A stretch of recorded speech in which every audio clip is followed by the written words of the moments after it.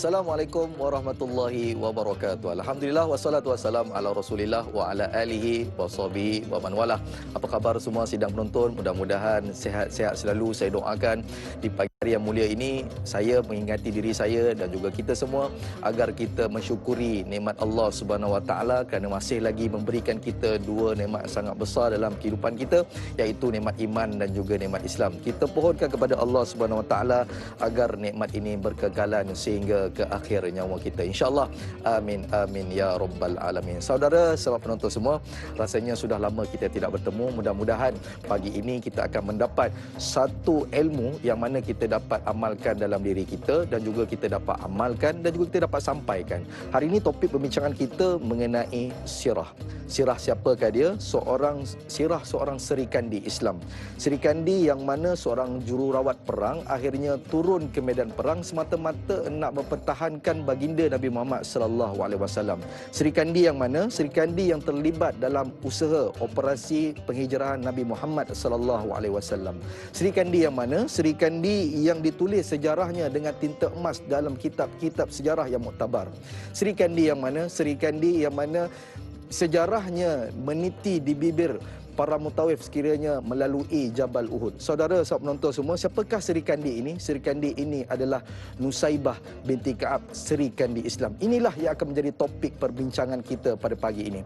Siapakah yang akan membicarakan topik ini pada pagi ini? Sudah tentu seorang ustaz yang lembut tutur katanya, bila berkata ibarat mutiara keluar pada mulutnya. Siapakah dia? Al-Fadil, Sahibul Fadilah, Al-Fadil Ustaz Zul Ramli. Apa khabar Ustaz? Sihat? Baik, alhamdulillah. Keluarga semua sihat Ustaz? Alhamdulillah semuanya bagus. Alhamdulillah. Mudah-mudahan musim Covid ni Ustaz, kita doakan semuanya dilindungi oleh Allah Subhanahu wa taala. Amin amin ya rabbal alamin. Ustaz, saya nak ingatkan Ustaz dan juga sahabat penonton semua, kita nak bagi tahu sedikit status terkini Covid-19 as at semalam. Jadi status terkini 11 November 2020, kes baru dicatatkan 822 kes baru dan kes sembuh 769 dan jumlah kematian 2 orang. Jadi kita mendoakan kepada mungkin saudara kita, sahabat anda kita yang mungkin terkena wabak COVID-19 ini segera sembuh dan kita semua dilindungi oleh Allah Subhanahu wa taala. Insya-Allah, amin amin ya rabbal alamin. Saudara, sahabat penonton semua, topik kita hari ini Nusaibah Sri Kandi Islam. Sekiranya ada persoalan, boleh terus hubungi kami di talian 18881677 atau ke Facebook kami Tanyalah Ustaz TV3 untuk bertanyakan soalan. Sudah tentu di ruangan post saya dan juga Al-Fadhil Ustaz, dan sudah tentu juga di ruangan Facebook anda semua sudah tahu kita ada siaran langsung. Saya minta untuk kita sama-sama kongsikan siaran langsung di Facebook ini agar sahabat kita di Facebook mengetahui mengenai sirah ini dan juga menjadi saham akhirat kita, insya-Allah. Amin amin ya rabbal alamin.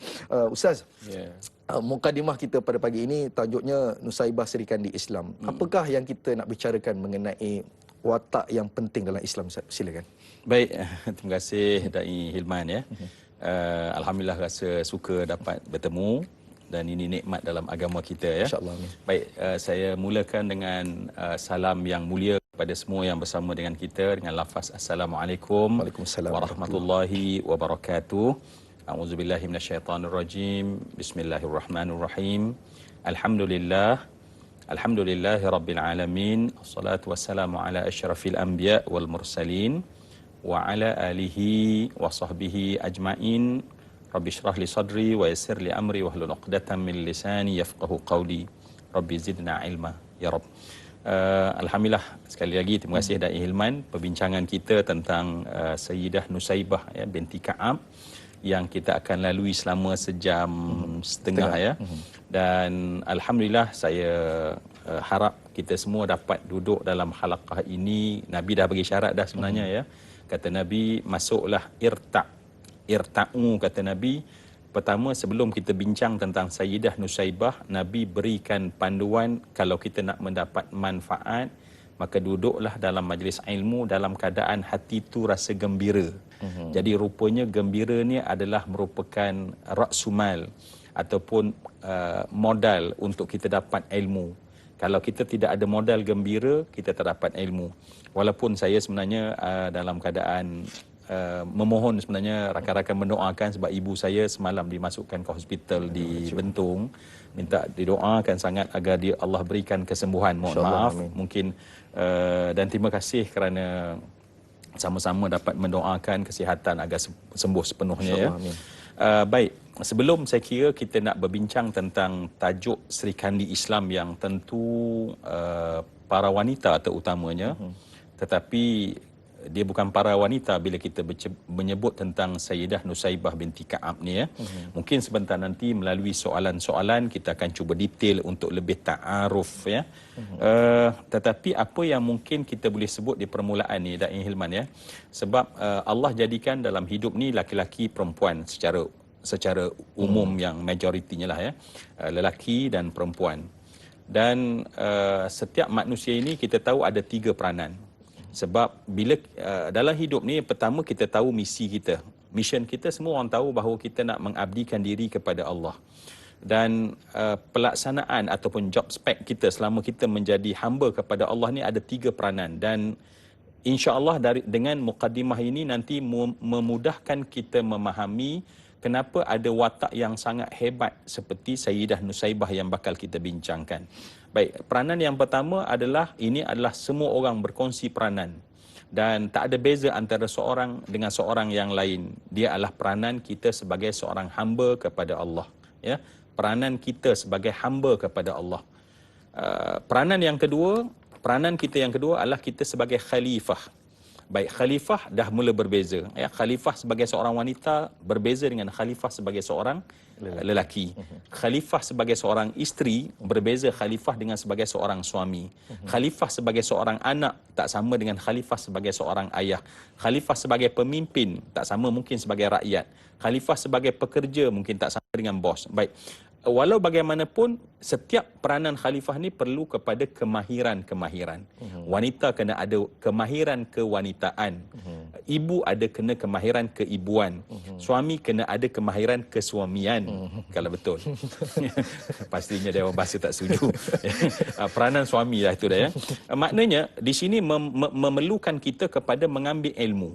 Dan insya-Allah, saya yakin kalau kita membuka pintu hati kita pada pagi hari ini, kita akan mendapati bahawa kita dapat belajar peranan yang kompleks bagi wanita. Sebab wanita ni dia ada banyak topi. Ya, kadang-kadang dia sebagai, bukan kadang-kadang lah, dalam masa yang lain dia sebagai seorang anak pada ibu dan ayahnya. Kemudian bila dia berkahwin, dia tetap menjadi anak, ibu, tetapi sekarang menjaga bukan suami tetapi metua-metua dia. Nampak berapa banyak topi yang dia kena pakai. Belum lagi yang keluar pergi bekerja, dia memakai topi sebagai seorang pekerja. Dalam masa yang sama pula, dia pulang ke rumah. Baik, semua itu adalah perkara yang perlu difahami dan insya-Allah mempelajari susuk Serikandi ini memberi banyak input-input yang penting supaya kita dapat melaksanakan peranan sebagai seorang khalifah dengan begitu baik insya-Allah. Dan peranan yang ketiga kita adalah sebagai seorang pemimpin, ya. Setiap kita walaupun laki-laki atau perempuan, Nabi menyebutkan dalam hadis kullukum ra'in. Dan Nabi menyebutkan dalam ra'in itu di antaranya adalah peranan suami sebagai pemimpin, peranan isteri juga sebagai pemimpin. Jadi insya-Allah kita mukaddimahkan ya Dahi Hilman. Maknanya dalam kita nak memahami dengan mendalam susur galur Serikandi Sayyidah Nusaibah binti Ka'ab ini, maka marilah kita faham peranan kita dan peranan tersebut telah dilaksanakan dengan begitu sukses oleh seorang yang kita nak jadikan contoh. Kerana apa? Sebab manusia ni Allah bagi dia satu kelebihan. Manusia boleh belajar, manusia boleh meniru, manusia boleh mempertajamkan skill seorang suami atau isteri, manusia boleh tajamkan skill sebagai seorang mak atau ayah. Manusia boleh belajar. Itu kelebihan pada manusia yang Allah tak pergi kepada lembu. Kalau lembu boleh belajar, masya-Allah, mungkin dia yang duduk di sini agaknya ya. Tetapi kerana mereka tidak boleh belajar dan Allah tentukan begitu, maka sebab itu kelebihan itu kita gunakan dengan kita letakkan di hadapan adalah Sayyidah Nusaibah, insya-Allah. Oh, itu dia mukadimah bila mana Ustaz ceritakan kepada kita peringatan sebenarnya untuk kita menjaga peranan kita sebagai seorang khalifah. Siapapun kita, ada tanggungjawab kita yang perlu kita pikul untuk kita amanahkan. Betul Ustaz? Ya. Ustaz, saya alhamdulillah kita ada satu soalan daripada Facebook. Mungkin ini adalah penonton kita yang bertuah. Daripada Sal Rasid Cik Sia. Assalamualaikum Ustaz dan Da'i. Waalaikumsalam warahmatullahi. Dalam usia berapa tahun Nusaibah binti Ka'ab memeluk Islam dan berapa usia beliau ketika mula ikut berperang? Itu yang pertama. Yang kedua, Nusaibah binti Ka'ab terkenal dengan julukan perisai Nabi dan Ummu Umarah. Adakah kerana keberanian beliau yang luar biasa itu, maka selayaknya beliau mendapat gelaran itu? Baik Ustaz, yang pertama dia tanya bilakah umur dia masuk Islam, dan yang dalam soalan yang sama, bilakah terlibat dengan peperangan? Baik, Silakan, alhamdulillah. Nanti mungkin kalau soalan berikutnya kita akan cuba perjelaskan nama tetapi tak kena soalan. Tapi kalau ada, tak apa, kita zaman sekarang kita ada remote control, kita boleh forward, kita boleh rewind, yang penting stay tune. Jadi kalau kita tengok soalannya adalah berapa usia tahun Nusaibah binti Ka'ab ini memeluk agama Islam. Catatan secara tepat, ya, catatan secara tepat berapa umur ataupun usia pada satu-satu masa itu, saya mendapati tidak adalah terakam dengan sesuatu yang orang kata sahih, ya, ataupun qat'i. Sebab kita tahu kalau kita mendalami sirah, kita akan tahu benda yang paling penting hatta tarikh Nabi sendiri itu pun akan ada khilafnya. Ada kata 12 Rabiul Awal, ada kata ini, ada kata ini, ya. Bilakah berlakunya hijrah Nabi, itu juga ada khilaf. Maknanya benda yang duduk di bawah spotlight pun akan ada khilaf.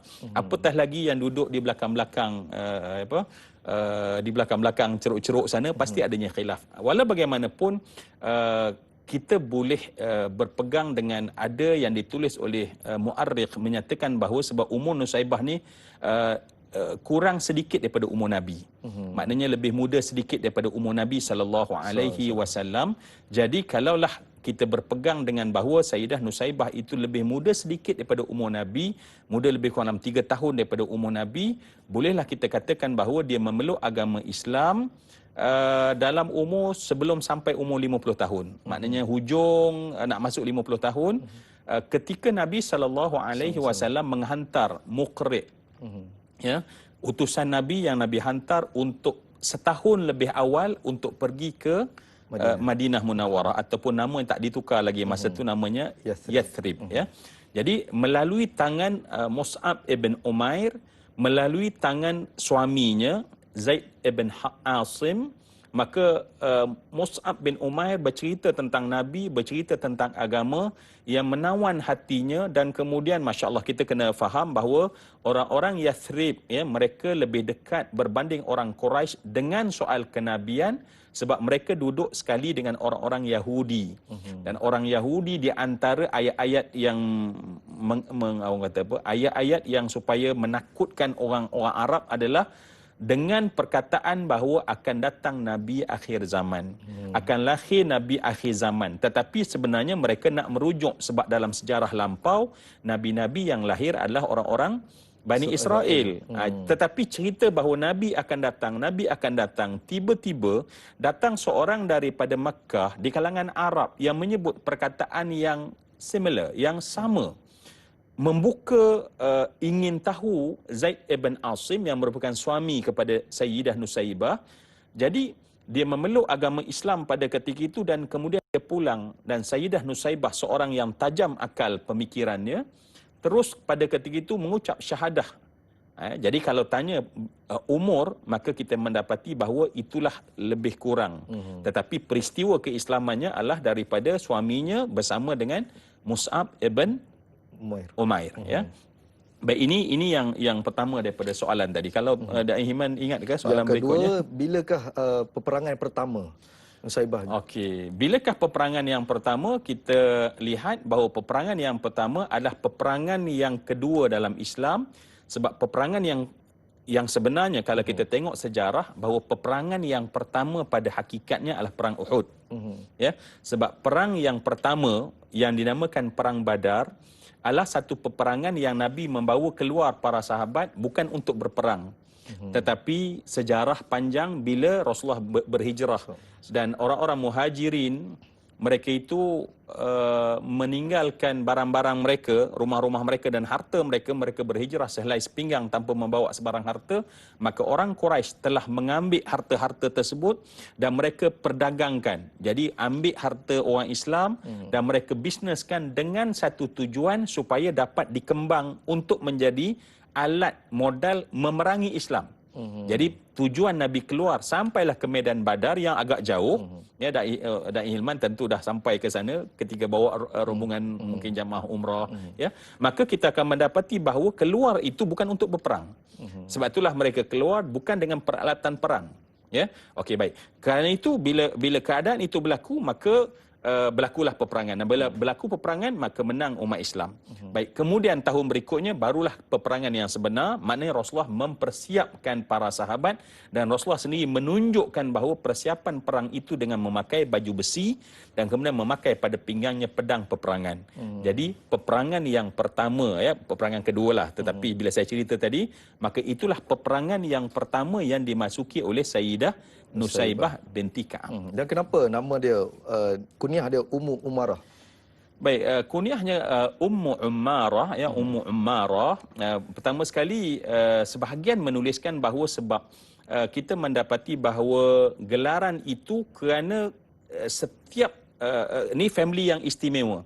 Sebab kita jarang jumpa juga kalaulah medan peperangan itu yang akan pergi ke medan peperangan, ini cerita peperangan, ya, ialah suami, isteri, anak-anak. Ya. Jadi biasanya kalau pergi suami ataupun kalaupun ada masuk, kisahnya ialah si isteri. Ya. Tetapi berlaku ialah keseluruhan ahli keluarga tu terlibat dalam peperangan dan duduk dalam zon yang sama. Zon yang sama. Jadi ada yang memberitahu bahawa Umar itu merujuk kepada kepimpinan, ya. Kalaulah Nusaibah itu ataupun ada juga menyebut sebagai Nasibah binti Ka'ab ataupun Nusaibah binti Ka'ab merujuk kepada keturunan, pada keturunan nasab, sebagai nasab, ya. So, Nusaibah daripada nasab yang mulia, maka Ummu Umarah merujuk kepada ibu dalam konteks kepimpinan. Mungkin sejarah-sejarah tadi yang memberikan kepadanya akan panggilan tersebut. Allahu Akbar. Mana kata bila mana kita ceritakan mengenai Sri Kandi Islam ini, iaitu Nusaibah binti Ka'ab ini, banyak sebenarnya Ustaz yang kita boleh ambil sebenarnya. Tapi kita nak bicarakan lagi mengenai hal ini. Mungkin Ustaz boleh ceritakan sikit mengenai isunya bila disebutkan Ummu Umarah tadi ini, bagaimana dia, siapakah yang join tentera yang peperangan ni? Ustaz kata tadi ada isteri, ada suami, ada anak. Adakah semua ni terlibat dalam peperangan? Bagaimana Ustaz? Silakan. Ya. Baik, daripada keluarga ini, ya, daripada keluarga yang kita katakan kalau suaminya Zaid ibn Asim, kemudian isterinya adalah Nusaibah binti Ka'ab, ya, anaknya adalah Abdullah ibn Zaid ataupun anak lagi adalah Habib ibn Zaid.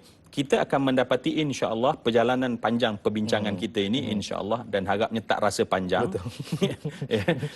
Kita akan dapati bahawa setiap daripada mereka memainkan peranan dan leadership yang ada pada Nusaibah, sifat kepimpinan yang ada pada Nusaibah, kita cuba untuk pelajari supaya kita dapat bagaimana, ya, seorang wanita. Sebab saya bila baca, ini pengalaman peribadi, bila kita baca tentang Sayyidah Nusaibah ini, ya Allah, dia sama macam masuk dalam galeri lukisan. Ya, kalau kita tengok galeri lukisan, banyak kanvas-kanvas dengan lukisan-lukisan yang cantik. Ya, tetapi kita pergi kepada satu lukisan yang unik dan kita terpegun kerana sebab seolah-olah di atas kanvas tersebut warna-warnanya, setiap angle, tidak ada satu penjuru pun yang tak penting yang dilukis oleh pelukis tersebut. Maknanya Sayyidah Nusaibah, kalau kita nak bercerita dari sudut ilmu, kita boleh bincang insya-Allah daripada sudut ilmu. Kita nak cerita dari sudut Al-Quran, bagaimana dia mempelajari Al-Quran, boleh kita ceritakan. Dari sudut yang paling susah, bukan sekadar bagi wanita, bahkan bagi lelaki, soal jihad dan peperangan, soal kesetiaan dan bai'ah, betapa berbai'ahnya, dan bagaimana meresponnya Allah kepada soalan daripada beliau secara langsung. Dan ini ada pada tubuh yang kita sebut namanya dan kita haraplah Dai Hilman ya, sebab Ibnu Abbas menyatakan bahawa inda dzikris salihina tanzilur rahmah. Ketika kita menyebut nama orang soleh, rahmat akan turun insya-Allah. Amin amin. Mudah-mudahan rahmat Allah Subhanahu Wa Taala akan menjumpungi kita pada pagi ini sebab kita menceritakan perkara-perkara yang orang-orang yang baik insya-Allah. Saudara-saudara penonton semua, mungkin kita akan berehat seketika. Kita akan kembali lagi selepas ini. Jangan ke mana-mana, biar tahu jangan keliru.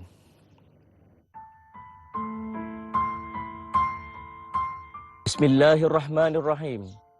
Allahumma inni a'udzubika minal baras wal junun wal judham wa min sayil asqam.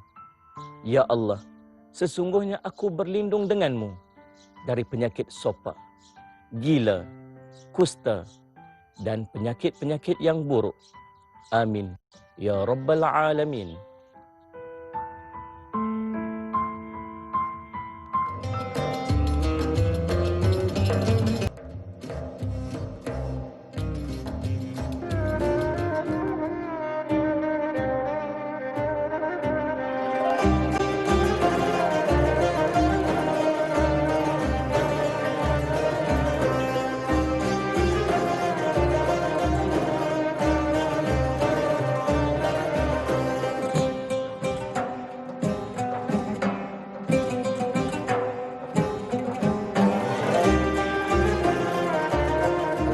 Kembali kita lagi dalam majlis ilmu Tanyalah Ustaz, biar tahu jangan keliru. Hari ini topik kita Nusaibah Seri Kandi Islam. Satu peringatan untuk kita semua, saudara, sahabat penonton. Nusaibah Seri Kandi Islam ini satu contoh yang terbaik untuk kita memilih sekiranya belum berkahwin lagi, siapakah isteri kita, apakah ciri-ciri yang perlu kita cari. Dan sekiranya kita sudah berkahwin, apakah ciri-ciri yang kita nak terapkan dan kita nak ada dalam keluarga kita. Jadi pagi ini sudah sebagai mukadimahnya, tadi kita dah bicarakan sedikit sebanyak mengenai Nusaibah binti Ka'ab. Tapi seterusnya kita akan bicarakan lagi banyak lagi. Sebab apa? Ustaz kata tadi, jangan bosan dan jemu dan minta tolong sampai ke akhir rancangan. Sebab apa? Kita nak bicarakan banyak perkara-perkara yang penting mengenai Nusaibah binti Ka'ab ini. Jadi saya nak baca satu soalan daripada Ram Desaru daripada Facebook. Assalamualaikum Ustaz dan Da'i Hilman. Waalaikumsalam warahmatullahi. Wanita selalunya bersifat lemah tapi tidak pada Nusaibah. Soalan saya, apakah kekuatan yang dimiliki Nusaibah sehingga digelar Seri Kandi Islam? Siapakah yang mendorong Nusaibah menjadi berani dan bersemangat untuk berperang? Mohon penjelasan Ustaz. Terima kasih. Biar tahu jangan keliru. Soalan yang bagus Ustaz. Siapakah yang mendorong Nusaibah binti Ka'ab ini untuk menjadi seorang wanita yang sangat hebat ni Ustaz? Siapa yang mendorong dia? Silakan. Baik, terima kasih kepada Ram Deseru ya. Pastinya ini jenis yang rakan-rakan di FB yang aktif.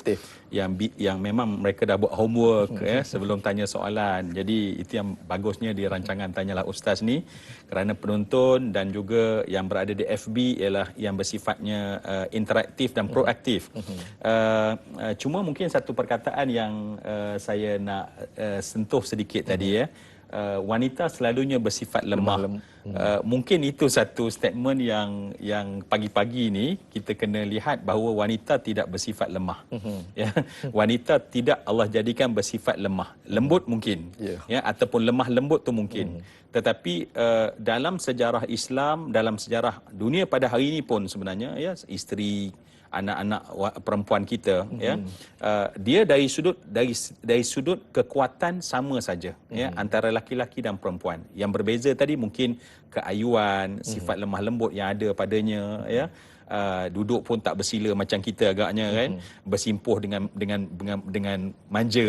Ya, itu betul. Tetapi kalau lemah itu tidak benar bagi seorang wanita. Sebab kalaulah kita nak masukkan jamik atau dalam jamik, maknanya sifat lemah itu sebagai sifat wanita, maka kita tak akan dengar kisah Asiyah. Kita tak akan dengar kisah kita tak akan dengar kisah Siti Khadijah. Kita tak akan dengar kisah Sayyidah Nusaibah ya. Dan pastinya tidak ada orang yang mampu melahirkan zuriat di atas muka bumi ya. Dengan sebab kekuatan yang ada pada wanita itulah sebenarnya adanya zuriat pada hari ini ya. Kerana mereka itu sangat kuat dan mereka tidak lemah. Tetapi benar mungkin soalan Ram tadi adalah nak bagi tahu bahawa sebenarnya lemah lembut ya. Sebab sifat lemah lembut ni juga adalah ada pada lelaki. Sebab itulah Nabi SAW sangat lemah lembut dalam tutur katanya. Nabi SAW yang paling sabar, dengan sebab itu dia boleh mengunyah sampai 40 kunyahan ketika mengunyah makanan. Ya, kita mungkin macam ular sawa dia kata kan. Dia tak boleh kunyah. Ular sawa tak boleh tak boleh disalahkan sebab dia tidak ada gigi geram. Dia tak ada sebab untuk dia mengunyah. Tetapi hanya kesabaran yang menyebabkan seorang boleh mengunyah. Maknanya kesabaran dalam konteks itu pun membayangkan lemah lembut. Baik. Jadi kita dah setuju sekarang ni bahawa wanita adalah sifatnya adalah lemah lembut tetapi kuat. Kerana kuat itulah mereka Allah berikan rahim dalam diri mereka. Sebab saya yakin kalau laki-laki diberikan rahim, maka mungkin tak ramai orang atas muka bumi ni ya. Dia pilih awal-awal tak nak lagi dah ada kandungan, tak mengandung, tak nak susah mengandung, tak nak susah pening kepala. Baik. Jadi itu perkara yang kita kena ambil dulu sebab semangat Nusaibah tu ada kat situ. Kerana kita tahu bahawa wanita dan lelaki dari sudut kekuatan sama. Ya, kekuatan sama. Ya, dan tuntutan untuk bersifat lemah lembut itu pun sama, tetapi secara naluri, secara fitrinya bahawa memang wanita itu sifatnya lemah lembut. Baik, persoalan ini menjadi makin menarik. Bagaimana yang nalurinya bersifat lemah lembut tetapi diletakkan pada kedudukan yang sangat gawat, namanya peperangan. Dan itu datang soalan yang sangat berharga daripada Ram adalah apa yang mendorong wanita yang bersifat lemah lembut bahkan dilindungi oleh hukum Islam, yang Nabi pun sendiri takkan membenarkan seorang wanita itu pergi ke medan peperangan seperti seorang anak-anak yang tak sampai umur. Lelaki, kalau dia tak sampai umur tertentu, maka Islam tak membenarkan. Nabi tak memilih untuk pergi pada peperangan. Baik, kita mendapati bahawa apa yang mendorong, saya melihat bila kita memahami sejarah, tentulah dalam agama ni, kenapa kita jadi kuat? Ya, kata Imam Al-Ghazali, saya suka apa yang Imam Ghazali didik kita dalam kitab Mukasyafatul Qulub. Ya. Dia cerita bahawa sebenarnya kenapa seekor unta, sebab dia bawa unta lah, kalau mungkin yang ada bela unta belakang rumah boleh tengok jap, mungkin ada carrier ni pada unta ya. Unta ni dikata kalau kita bela, dia akan akhirnya dia ada, bila dia sampai satu tahap rindu, al-ishq dia sebut ya. Baik, bila dia sampai tahap rindu ni, belajar daripada tu sebab nanti insya-Allah saya nak jawab soalan Ram ni. Jadi panjang relax sikit lah ya. Jadi unta ni kata Imam Al-Ghazali, bila dia rindu maka dia akan lahir dua benda pada diri dia. Yang pertama, dia tak peduli lagi bebanan yang diletak di atas badan dia, atas belakang dia. Yang kedua, dia tak peduli lagi tentang makan dan minum dia. Baik, maka Imam Al-Ghazali bawa kepada kita, kenapa beban menjadi begitu berat? Bukan sebab beban itu berat, tetapi sebab tidak ada rindu pada Allah dalam hati. Sebab tidak ada cinta pada agama dalam hati. Sebab tidak ada rindu pada Nabi dalam hati. Jadi sebab tu yang beban berat, kita kata beratnya beban yang dipikul oleh Nusaibah binti Ka'ab, tetapi tak berat pada Nusaibah sebab yang memikulnya itu adalah keimanan yang bersalut dengan kecintaan, yang berbaur dengan rindu kepada Allah, yang cinta pada agama, yang sayang pada Rasulullah. Sebab itulah kalau kita nak menjadi seperti Sayyidah Nusaibah, dan kita nak menjadi seorang isteri yang tak berdecip-decip mengeluh, kita tak nak menjadi seorang isteri yang kerjanya menoreh hati dan menyakitkan hati para suami, begitu juga sebaliknya, maka apa yang kita kena buat adalah nampaknya kena balik kepada hakikat dan asal. Maknanya kena seperti Sayyidah Nusaibah, yang mereka itu sayang Allah, yang dia sayang Nabi. Sebab sayang Nabi ni kita nampak jelas dengan ketara. Nanti insya-Allah kita akan lebih masuk ya. Bagaimana pada saat kesakitan menyebabkan Allah jadikan dia pengsan dengan kesakitan. Ya, sebab sakit ni manusia boleh tahan pada satu degree. Doktor lebih faham tentang perkara ini ya. Sampai satu degree kesakitan biasanya akan berlakulah manusia itu Allah tak sedarkan. Itu rahmat Allah Subhanahu Wa Taala. Tak ada kesakitan yang paling dahsyat manusia lalui, melainkan satu kesakitan manusia tak sedar dan jadi pengsan. Tetapi pada saat dia bangun daripada ketika darah merahnya masih mengalir pada masa itu, dan dia habis peperangan dah reda, dan dia tak sedar apa berlaku daripada dia jatuh dan tumbang kepada dia kembali bangkit daripada pengsan sebab sakit tersebut. Bila dia buka mata dia, ingat dia berperang dengan suami dia, dia berperang dengan anak dia. Tetapi ketika dia membuka matanya, darah sedang mengalir. Perkataan yang keluar daripada mulutnya adalah kaifa halu Rasulullah. Bagaimana keadaan Rasulullah? Nak bagi tahu kepada kita, rupanya cinta dan sayang kepada Allah dan Rasul itulah pendorong yang paling kuat untuk seseorang itu memikul apa saja bebanan.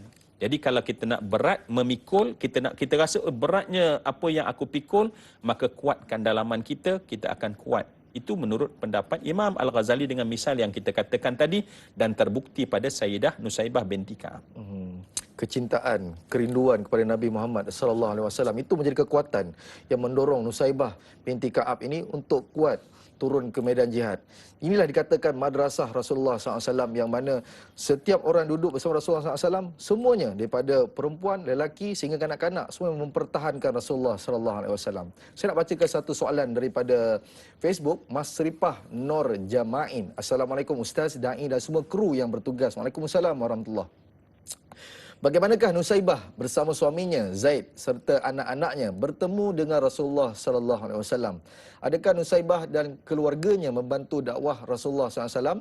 Mohon pencerahan Ustaz. Terima kasih, biar tahu jangan keliru. Jadi bagaimana Nusaibah ni dan juga suami dan juga anak-anaknya bertemu dengan Rasulullah, dan adakah mereka terlibat dalam proses dakwah bersama-sama dengan Rasulullah sallallahu alaihi wasallam, Ustaz? Baik.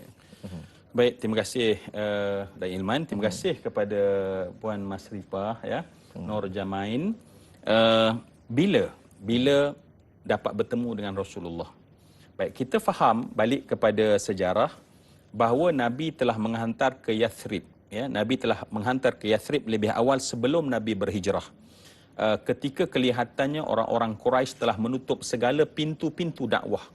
Dan Nabi SAW digugati dan disakiti bahkan. Dan sebab itulah Nabi membuka ruang jalur untuk pergi ke Taif untuk berdakwah. Dan apa yang kita tahu, bila sampai ke sana, kita baca dalam Ibnu Hisham, Nabi berjalan 10 hari dengan anak angkat Zaid bin Harithah. Dalam perjalanan menyeru pada setiap kabilah, sampai ke Taif, mengetuk setiap rumah, melalui setiap lorong, bercakap dengan hampir semua orang di Taif. Tapi pada hari yang terakhir, Nabi SAW telah dilontar dengan batu dan kayu. Waramauhu bil hijarati hatta khudibat bid-dima'i na'la. Itu kita tahu. Dan dalam masa itulah ketika Nabi pecah betis Nabi dan darah bertakung, dan kemudian ketika Nabi lari dan dengar bunyi percikan darah Nabi pada sandal Nabi SAW. Betapa bukti Nabi SAW dalam dakwah. Tetapi di satu penjuru, bagaimana pada ketika itu Mus'ab bin Umair telah melaksanakan peranan dengan begitu baik. Sebab Mus'ab ni perawakan dan akhlak dan juga bahkan tubuhnya sangat menepati Nabi SAW. Sebab tu ketika gugurnya Mus'ab bin Umair di peperangan Uhud, tadi dari Hilman sebutkan, mungkin para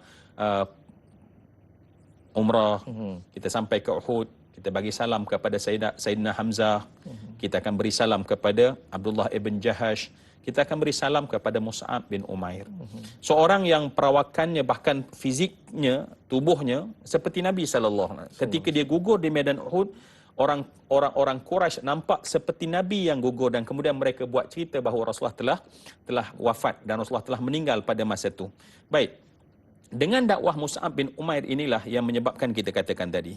Baik, bila masa pertama berjumpa ya, ialah ketika berlakunya disebut sebagai Bai'atul Aqabah. Ya, Bai'atul Aqabah. Orang yang pergi haji bila sebut Aqabah terus adalah minda dia, ya. Dia adalah tempat melontar jamrah, ya. Sebab ada jamrah Aqabah. Baik. Dan kita tahu bahawa pada musim haji yang akhir pada tahun itu, maka Nabi SAW di waktu malam telah keluar dengan bapa saudara Nabi SAW, Sayyidina Abbas bin Abdul Muttalib. Kemudian telah berjumpa dengan lebih daripada 70 orang Ansar yang datang, sebab kita faham ya, ketika di zaman jahiliyah orang-orang Arab akan datang mengerjakan haji secara jahiliyah.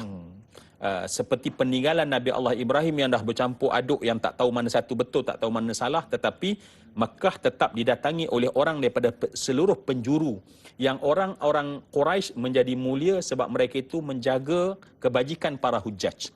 Baik, dalam tempoh itulah ya satu benda yang rahsia berlaku, satu gerakan rahsia adalah datangnya mereka yang dipimpin oleh Mus'ab bin Umair datang ke Aqabah, dan ketika tidak ada orang mengetahui, berlakulah peristiwa yang disebut sebagai Bai'atul Aqabah yang kedua. Bai'atul Aqabah yang kedua berlaku pada musim haji, sebab pada tahun berikutnya Nabi akan pada momen berikutnya Nabi akan berhijrah ke Madinah. Dalam Bai'atul Aqabah adalah sumpah. Bai'ah maknanya sumpah, aku janji bahawa mereka akan mempertahankan darah Nabi SAW.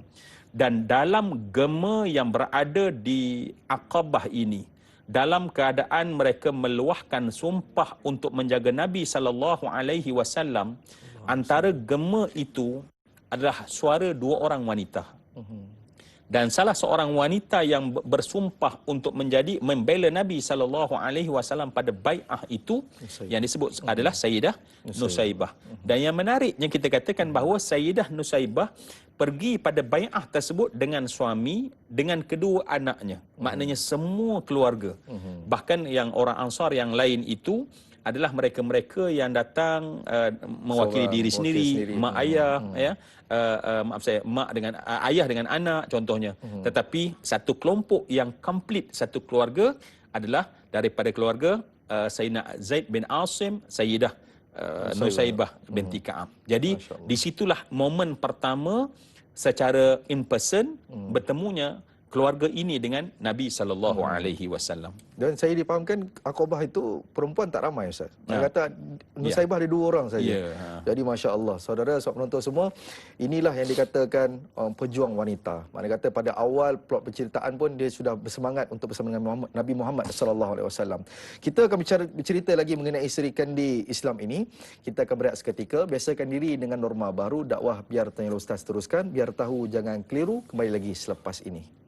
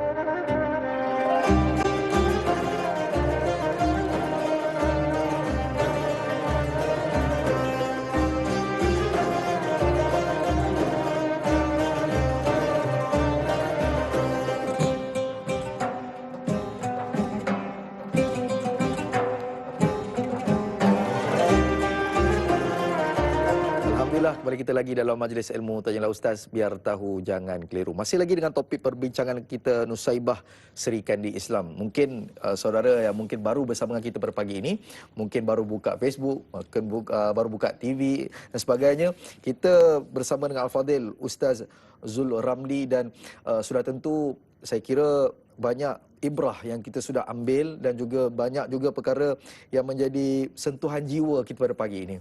Saudara, sahabat penonton semua, sekiranya ada persoalan mengenai topik kita pada pagi ini, boleh terus hubungi kita dalam 18881677 ataupun terus ke Facebook kami Tanyalah Ustaz TV3 untuk bertanyakan soalan. InsyaAllah, tanpa selengahkan masa, kita nak terus kepada penceritaan Nusaibah Sri Kandi Islam ini. Saya nak bacakan satu soalan daripada Facebook, daripada Liyiz Kaiman. Assalamualaikum Ustaz, Da'i dan semua kru Tanyalah Ustaz. Semoga sentiasa dalam rahmatnya. Waalaikumsalam warahmatullahi.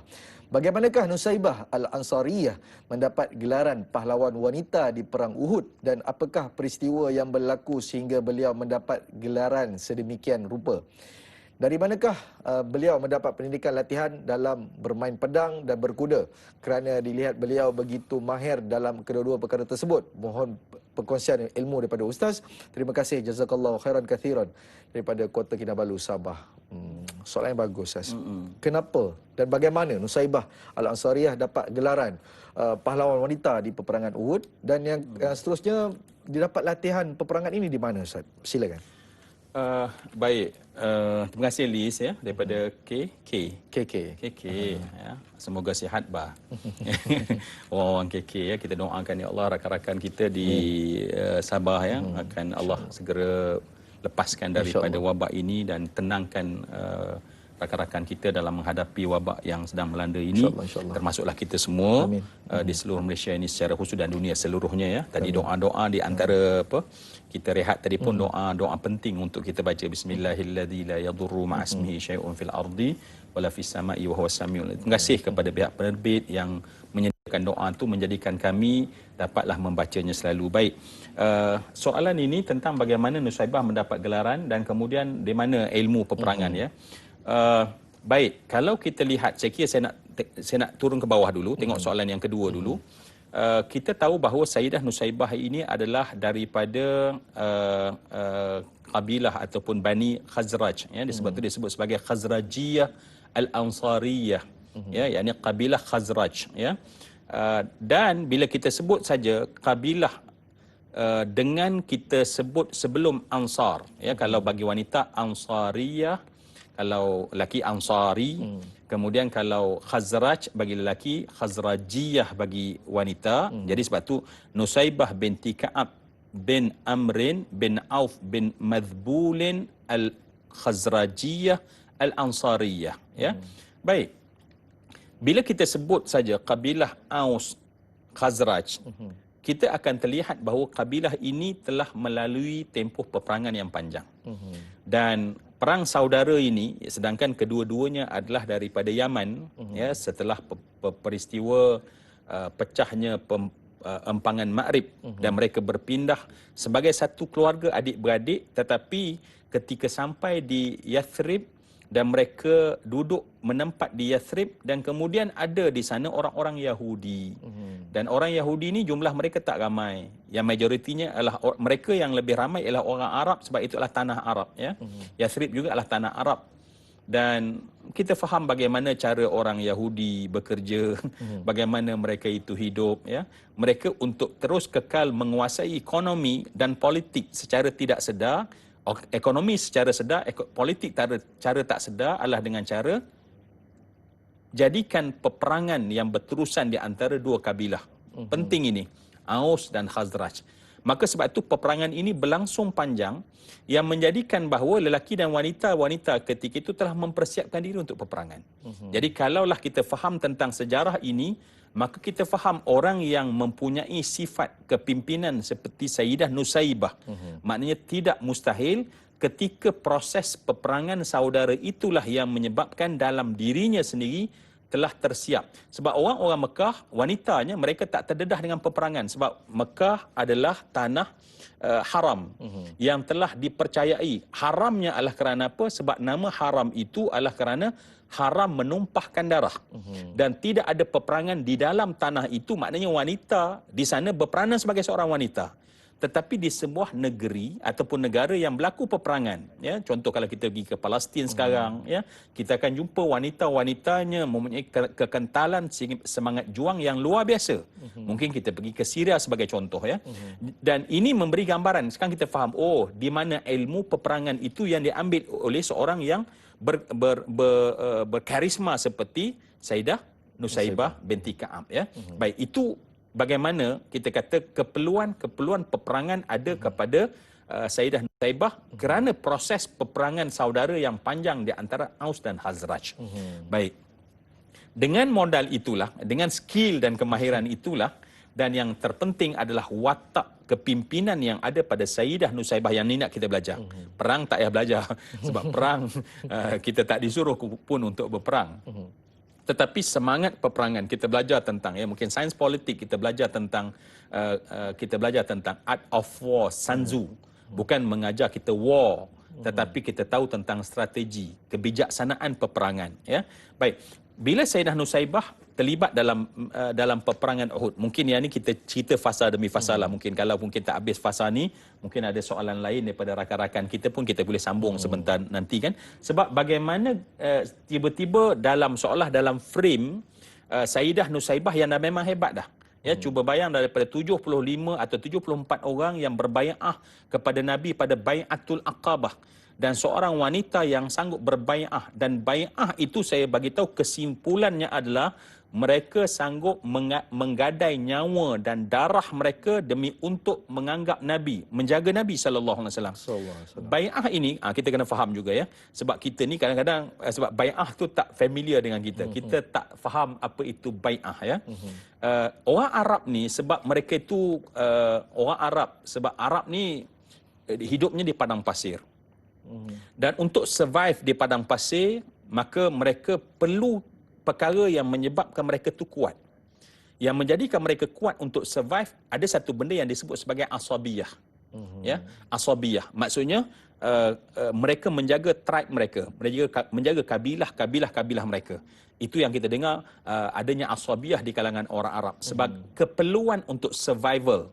Sebab suasana geografinya dan suasana politiknya, suasana ekonominya, mereka terpaksa kena berjalan keluar daripada tempat sebab sumber tempatan tak banyak. Baik, ini penting untuk kita fahami ya, sebab bila kita faham tentang perkara ini, baru nanti insya-Allah kita faham kekuatan yang ada pada Sayyidah Nusaibah. Baik, dan apabila Nabi nak meninggalkan kota Mekah dan nak pergi ke Madinah Munawwarah, Nabi akan meninggalkan keluarga yang selama ini menjaga Nabi adalah keluarga Nabi. Sebab itu yang duduk bersama dengan Nabi pada Bai'atul Aqabah siapa? Sayyidina Abbas yang kita katakan tadi. Maknanya seorang yang mewakili darah Nabi dari sudut asabiyah ataupun menjaga keluarga Nabi sallallahu alaihi wasallam.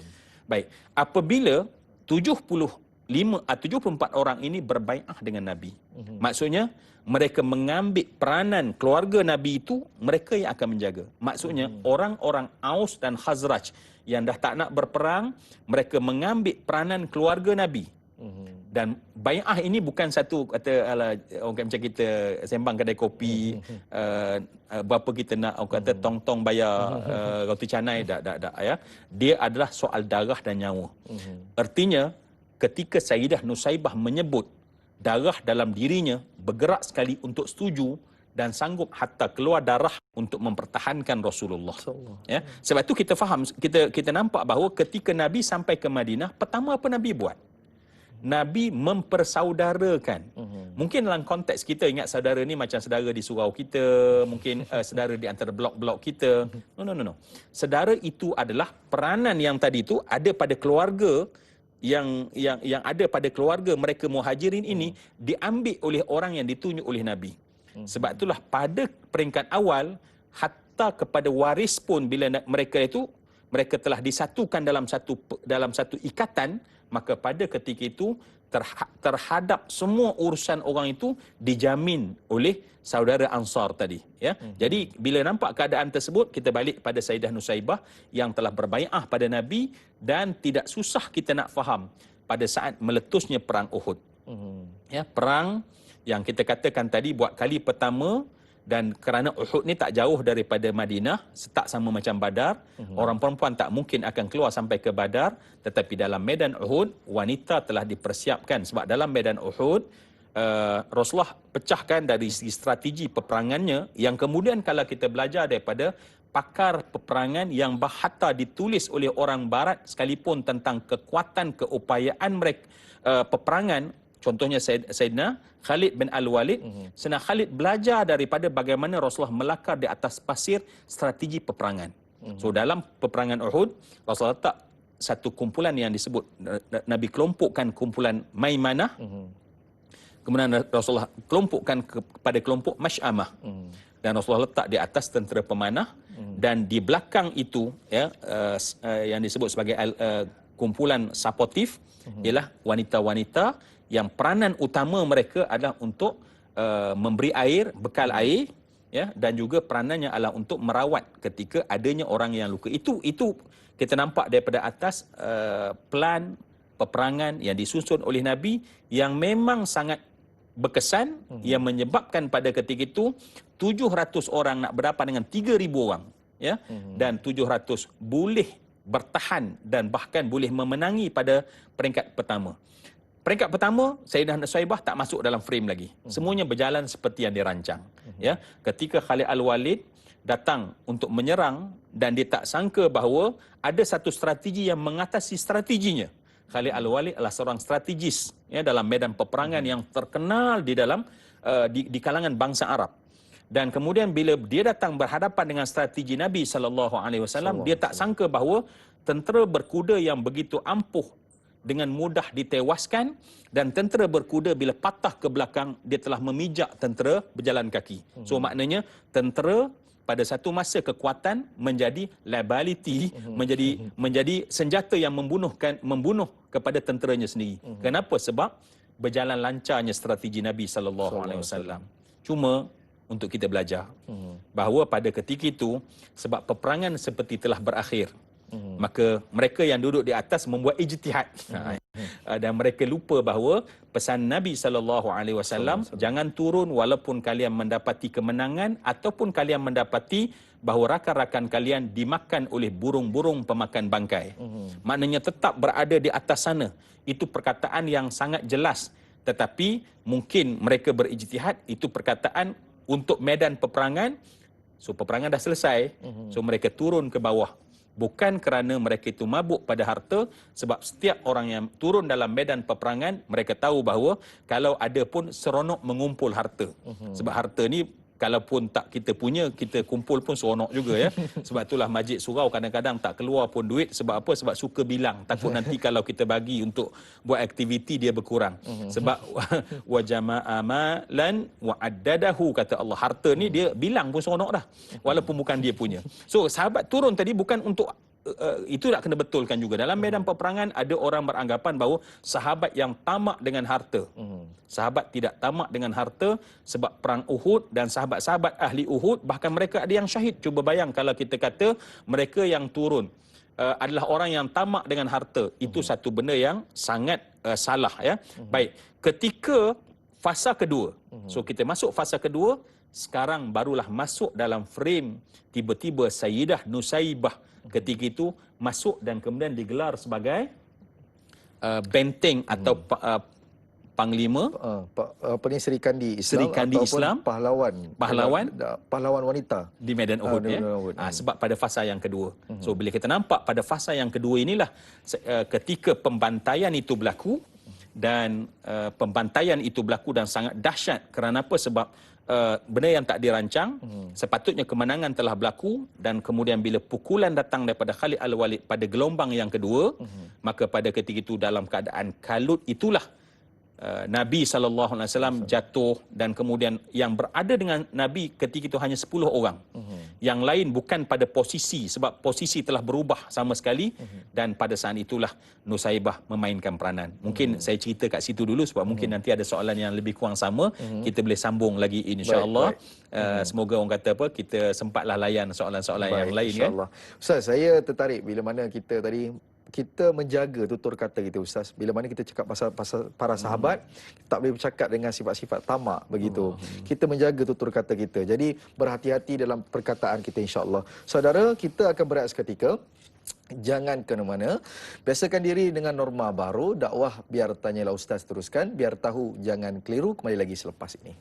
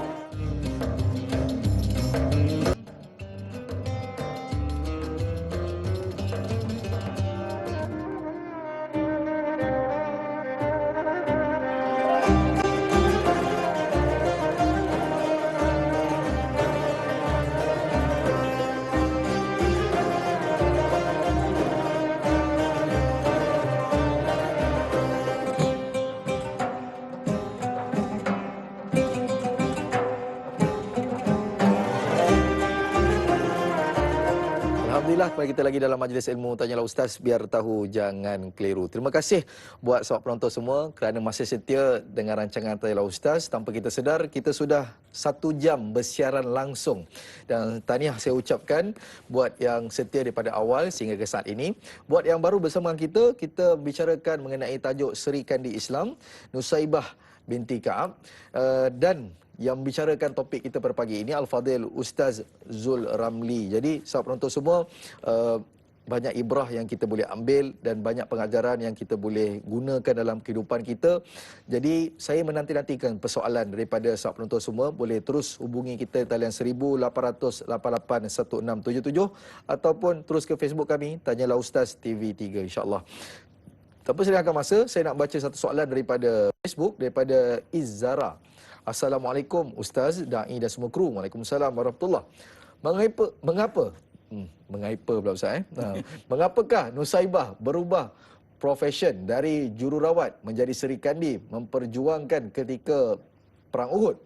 Apakah setelah peristiwa dari kaum musyrikin yang ingin membunuh Rasulullah SAW membuat beliau semangat kerana kasihnya beliau buat baginda Rasulullah SAW? Yang kedua, Nusaibah turut serta ketika berbai'ah untuk perjanjian Aqabah kedua. Bagaimana Nusaibah membahagikan tugasnya sebagai seorang isteri kepada Zaid bin Hashim dan 2 orang puteranya, dan sebagai profession jururawat dan Seri Kandi terbilang. Baik, itu persoalannya Ustaz. Yang pertama, apakah bibit yang menaikkan semangat Nusaibah binti Ka'ab ini untuk terjun ke dalam medan perang? Dan yang kedua, saya kira mungkin ada pencerahan sikit di situ. Bagaimana Nusaibah membahagikan tugasnya sebagai seorang isteri apabila sudah berbai'ah dengan perjanjian Aqabah? Silakan. Baik, mungkin lebih tepatnya bukanlah profession, ya, sebab profession ni dia satu benda yang memang sepanjang masa dalam satu tempoh yang panjang. Mungkinlah kalau kita nak kata, sebab mungkin nanti kita kena faham bahawa adanya peranan sebagai, kita tak kata jururawat lah, jururawat, tetapi yang duduk dalam satu tugasan tertentu yang berada pada pasukan Waktu sokongan tadi, tertentu. pada waktu tertentu, dan peranan bagi kumpulan sokongan ini adalah untuk memberi air, itu yang pertama, ya. Kemudian merawat, yang mungkin di situ jururawat tadi, sebab juru ni dia dah jadi macam profession, jadi bila mereka merawat, so mereka bukanlah jururawat seperti jururawat profession yang ada di hospital kita sekarang ni, yang kita doakan dia orang semua selamat daripada apa je bala wabak ni, ya, dan juga doktor-doktor kita. Baik, walau bagaimanapun tu tak melarikan daripada, saya kira, soalan itu untuk kita bincangkan, bahawa bagaimana daripada yang kita katakan tadi, daripada posisi, ya, mungkin bukanlah profesi, tetapi pada posisi, daripada posisi yang sepatutnya berada pada kumpulan yang dianggap sebagai sokongan, tiba-tiba mengambil peranan sebagai seorang Seri Kandi ataupun seorang pejuang, ya, seorang pejuang. Baik, apa yang kita boleh faham tadi, sebab tu saya gambarkan lebih awal bahawa kalau seolah-olahnya lau ni maknanya satu benda yang takkan berlaku sebab dah berlaku. Sekiranya peperangan itu berlaku seperti yang dirancang pada peringkat awal, maknanya tak ada fasa kedua, ya, tak ada gelombang kedua. Ini bahaya, ya. Sebab tu dalam peperangan ni yang jaganya adalah gelombang kedua dan gelombang ketiga, ya.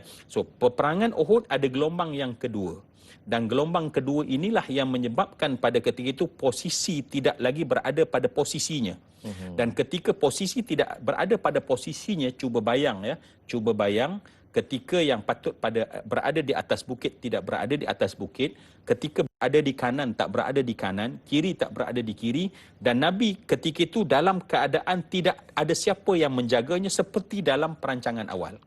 Baik, pada keadaan inilah, ya, kita dapati bahawa bagaimana Sayyidah Nusaibah yang tadi telah berbai'ah dan iman kepada Allah, cinta pada Allah, cinta pada agama, cinta pada Rasulullah, yang tadi soalan pertama tadi, yang mendorong dia tampil ke hadapan bersama dengan suami, bersama dengan anak, bersama dengan hampir 5 orang yang lain, ya, bersama dengan anak-anak dan 5 orang yang lain, atau keseluruhannya lebih kurang 10 orang yang berada pada posisi terpenting dalam medan peperangan sekarang.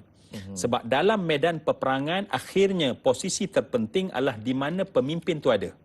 Sebab peperangan hanya bermula dan perangan hanya berakhir atau tamat ketika ketika kita berjaya menawan posisi ketua ataupun pemimpin dalam medan peperangan. Sebab itulah kalaulah ketikanya walaupun kita ada 10,000 orang tetapi seorang pemimpin tersebut berjaya tentera kita menawannya, maka 10,000 orang tersebut walaupun jumlahnya 10,000 tetapi 1,000 tersebut peperangan tersebut telah tamat dan kita telah menang. Inilah yang berlaku senarionya, dan pada saat dalam keadaan yang sangat gawat. Ini adalah satu perkara yang normal dalam kehidupan, ya. Yang normal dalam kehidupan maknanya kita ada momen gawat dalam hidup. Ya, setiap hentaman dia ada momen gawat dia. Ya, dalam psikologi kata 6 saat gawat. Ya, kadang-kadang orang maki hamun kita, orang kecam kita, kita ada 6 saat yang kita kena jaga betul-betul. Kalau kita boleh menjaga 6 saat ini, insya-Allah kita akan menang mengawal diri kita, insya-Allah, ya. Ini perkara lain lah. Tetapi kita nak faham bahawa dalam peperangan juga ketika tidak berlaku seperti yang dirancang, maka pada ketika itu kegawatan itulah yang menyebabkan Sayyidah Nusaibah tampil dan keluar daripada posisinya, ya, keluar daripada posisinya, ya. Goalkeeper pun kadang-kadang kena keluar ke depan ketika saat-saat kita dah genting, ya. Dan striker pun kena turun ke bawah menjaga perbatasan, ya, menjaga goalkeeper, menjaga ketika dalam keadaan gawat di minit-minit terakhir. Jadi apa yang kita faham di sini adalah di sinilah, ya, Sayyidah Nusaibah dengan jiwa yang tidak ada taranya dan pasti tidak ada duanya, ya, yang tidak akan ada Sayyidah Nusaibah yang kedua, ya, kerana dia menjadi plan dan model yang sangat perfect untuk kita contohi. Maka pada ketika itu datanglah dalam kisah bagaimana beliau tampil ke hadapan dengan penuh sifat keberanian, kekuatan, kekentalan, kemahiran yang ada pada diri dia dalam peperangan. Maka dia mencapai pedang.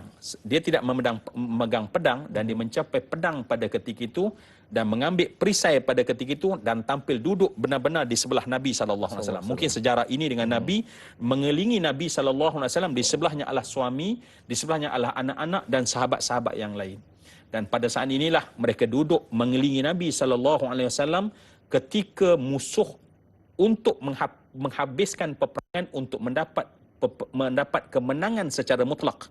Maka datanglah musuh demi musuh yang berkuda, datanglah yang berjalan kaki. Maka pada saat itulah wanita inilah yang kita boleh lihat di hadapan mata kita sekarang ini, bagaimana melibas pedangnya, bagaimana menggunakan perisainya, bukan menahan dirinya tetapi menahan setiap tombak dan tusukan yang datang daripada Nabi SAW. Mereka anak beranaklah yang menyediakan tubuh mereka, dan sebab itulah Rasulullah SAW dalam gempita peperangan tersebut menyebutkan bahawa ketika aku melihat ke hadapan yang ada adalah Sayyidah Nusaibah, ketika aku memandang ke kanan aku dapati adalah Sayyidah Nusaibah, ketika aku memandang ke kiri yang ada adalah Sayyidah Nusaibah, yang aku memandang ke belakang, setiap tempat yang aku lihat wanita dalam keadaan menjaga Nabi SAW. Sebab bai'ah bukan satu benda yang kosong, tetapi satu benda yang perlu dilunas dengan janji yang sebenar, tetapi bukan sebuah keterpaksaan, tetapi kerana cinta yang sangat mendalam. Dan sebab itulah kita mendapati bahawa betapa banyak tusukan pedang, tusukan tombak, dan di antaranya yang mengena pada bahagian leher dan bahunya, yang kemudian setahun lamanya untuk sembuh daripada sakit tersebut lepas peperangan tersebut.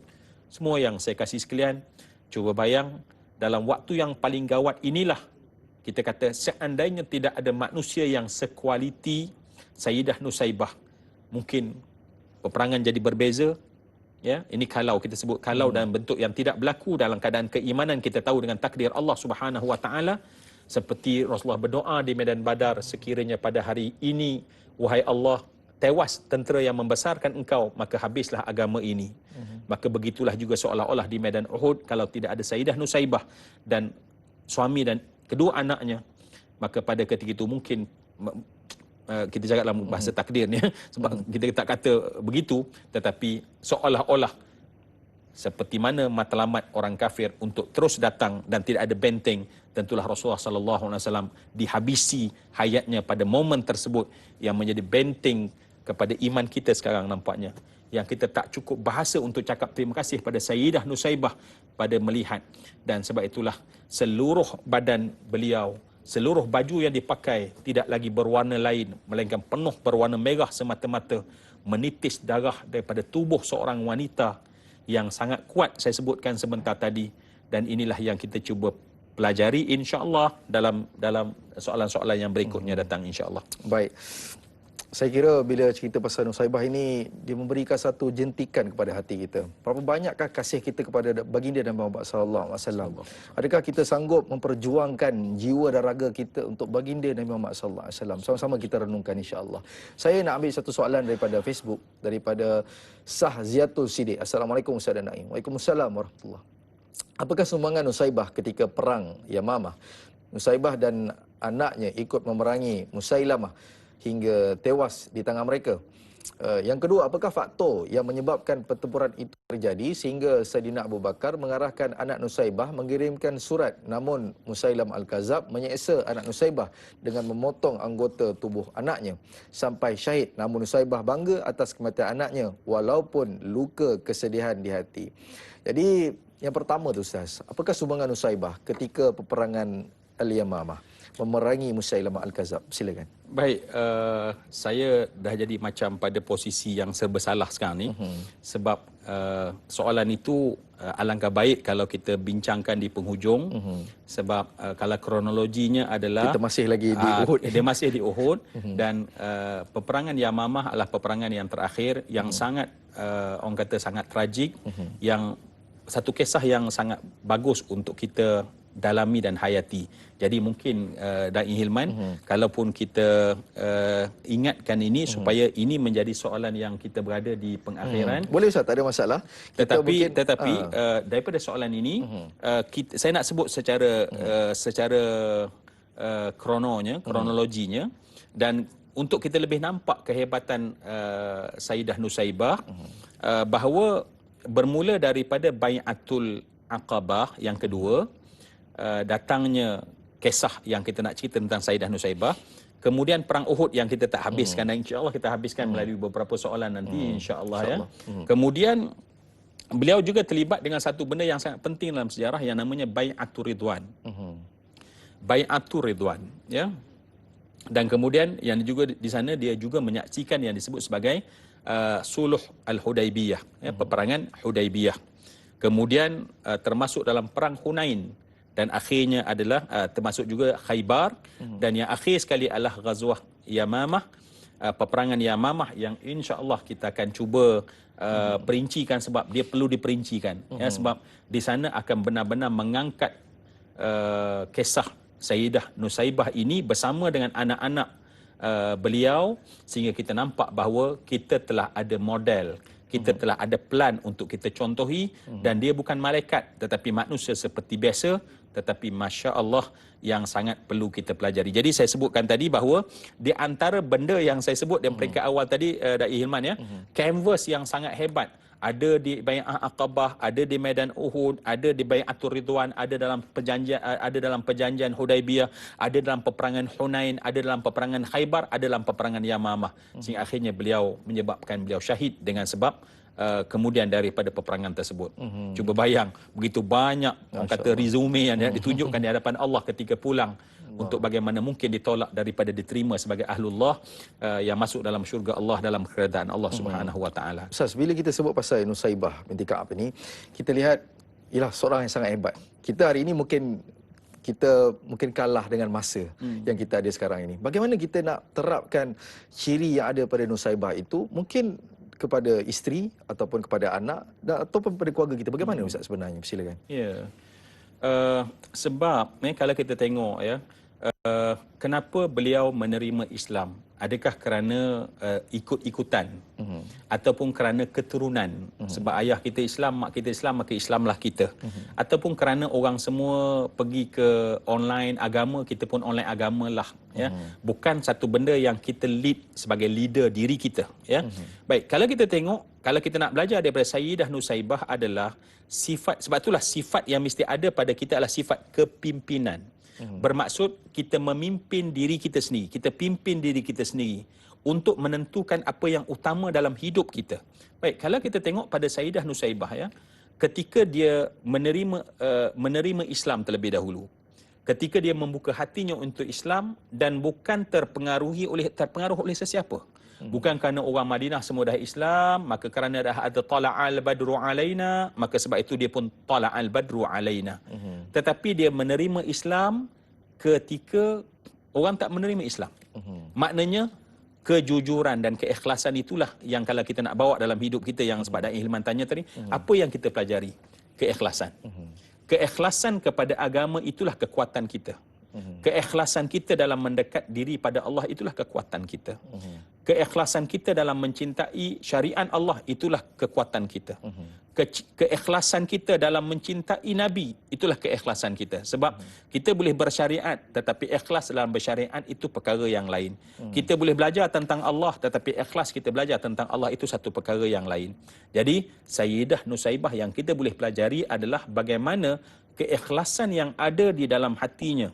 Sehingga akhirnya kalau kita tengok ya, kalau kita tengok Da'i Hilman ya, kerana dia ikhlas dan dia bangga dengan apa yang dia ada. Sebab hari ini kadang-kadang kita pun rasa malu kita sebagai seorang Islam. Kita rasa malu dengan nama kita ya, sebagai seorang Islam. Kita malu dengan apa budaya kita sebagai orang Islam. Bahkan kita malu mungkin dengan Nabi kita sebagai Nabi kita yang kita nak bawa dalam agama kita. Jadi semua benda inilah yang sebenarnya tidak ada.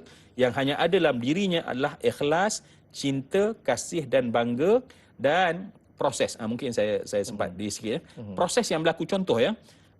Sebab bila lepas Bai'atul Aqabah, Mus'ab bin Umair tidak keseorangan. Sayyidah Nusaibah adalah seorang dai yang mengajak, yang keluar berdakwah, mengajak wanita demi wanita. Di mana ada wanita berkelompok, dia akan datang cerita tentang Rasulullah, dia akan cerita tentang agama, dia akan cerita tentang akhirat, apa saja ilmu. Dan sebab itulah setelah keikhlasan tadi, proses yang berterusan. Sebagai contoh, saya lihat dalam hadis Nabi SAW, cara Nabi mendidik para sahabat tentang Al-Quran sebagai contoh. Yang perkara tersebut pasti dilalui oleh Sayyidah Nusaibah. Ya. Kita mendapati bahawa sahabat ni dia belajar Al-Quran 10 ayat, 10 ayat. Ya. Tentu kita kata 10 ayat senang je lah kan. Fatihah dah 7 dah. Kan? Sampai Alif Lam Mim dah 8. Ya. Zalikal Kitab dah jadi, nak habis dah 10 kan. Tapi nak ceritanya kata dalam hadis para sahabat menceritakan bagaimana guru mereka mengajarkan mereka Quran. Mereka akan belajar 10 ayat, bukan sekadar membaca, membetulkan bacaan, tetapi memahami. Dan bukan sekadar memahami, mereka hanya akan belajar ke 10 ayat berikutnya setelah mereka mengamalkan semua 10 tersebut. Maknanya baca, faham, amal dulu. Baru mereka boleh extend kepada 10 ayat yang berikutnya. Kalau tak boleh nak mengamalkan, mereka takkan seolah-olah tak sambung lagi pada yang berikutnya. Kan berbeza dengan kita kan. Kita dah habis dah satu Quran, tapi amalnya Masya Allah tak tahu berapa persen daripada Quran tersebut. Jadi mungkin proses ni lah Da'i Hilman ya. Kalau kita tengok proses yang betul, dengan niat yang betul, cara yang betul, sistem sokongan yang betul, melahirkan, mengukir arca yang kita lihat betapa indahnya susuk Seri Kandi ini untuk kita sama-sama contohi. Itu yang saya boleh ambil sedikit. Penonton-penonton, makna kata kepimpinan, keikhlasan dan juga kita cerita tentang dakwah kepada orang. Jumpa siapa, kita cerita tentang dakwah Ustaz. Yang seterusnya Ustaz katakan tadi, kita kena ada rasa cinta kepada agama ni Ustaz. Dan juga amalan kita yang paling penting. Belajar dan juga amalkan. InsyaAllah ini perkara-perkara yang penting untuk kita lakukan. Saudara, penonton semua, kita akan tamat di TV3. Tapi jangan risau, pembincangan kita masih berterusan lagi setengah jam. Akan bersambung di TV9. Saudara semua, jangan ke mana-mana. Biar tahu, jangan keliru.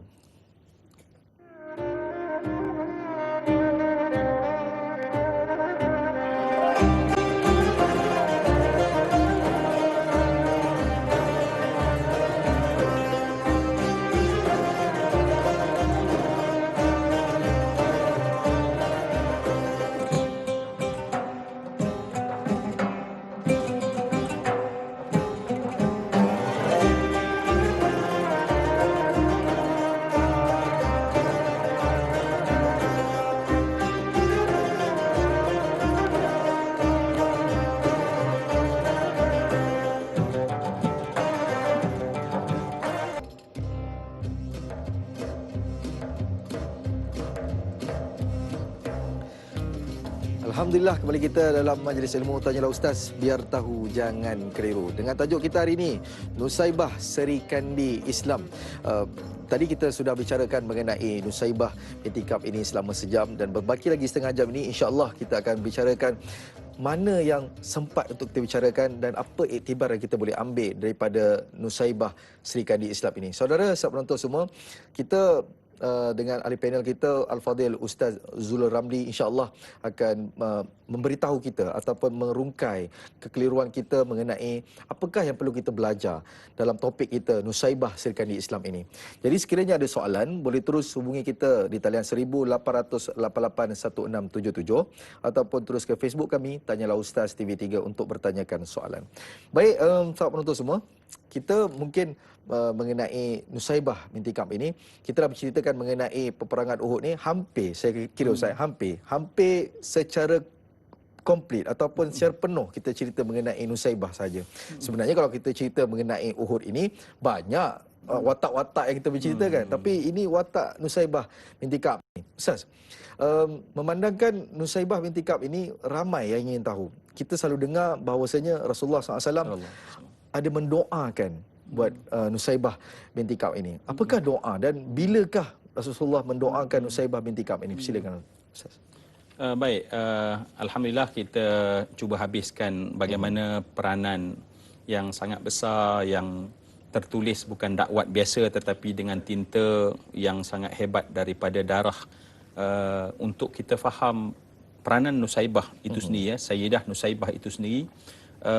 Kerana itu kita dapati bahawa bagaimana peranan beliau dan keluarganya, suami dan anak-anaknya menjaga Nabi bersama dengan beberapa orang sahabat yang lain. Dan di sanalah yang kita katakan bahawa menunjukkan kecekalan yang tak ada taranya, ya.